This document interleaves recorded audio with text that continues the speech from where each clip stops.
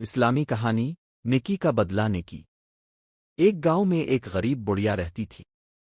اس کے پاس نہ زیادہ مال تھا نہ کوئی سہارا، لیکن دل بہت نیک تھا۔ ہر روز وہ تھوڑی سی روٹی بناتی، ایک حصہ خود کھاتی اور ایک حصہ اللہ کی راہ میں دے دیتی۔ ایک دن بہت شدید بارش ہوئی۔ بڑھیا کے گھر میں پانی بھر گیا، چولہا بجھ گیا، کھانا نہ بنا۔ وہ پریشان ہو گئی کہ آج کس کو روٹی دے گی۔ پھر اس نے سوچا، نیت ہی کافی ہے، اللہ نیت کو دیکھتا ہے۔ وہ باہر نکلی اور ایک چھوٹے کتے کو بارش میں کانپتے ہوئے دیکھا۔ بڑھیا نے اپنی روٹی کا آخری ٹکڑا کتے کو دے دیا۔ اگلے دن کا معجزہ۔ صبح جب بڑھیا اٹھی تو اس نے اپنے دروازے پر ایک تھیلا دیکھا۔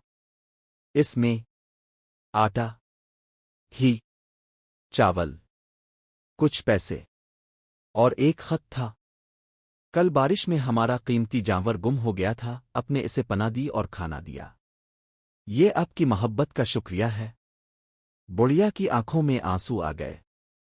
اس نے اللہ کا شکر ادا کیا اور کہا، اللہ نیکی کبھی ضائع نہیں کرتا، چاہے وہ انسان کو دی جائے یا کسی جانور کو۔ سبق: نیکی ہمیشہ واپس لوٹ کر آتی ہے۔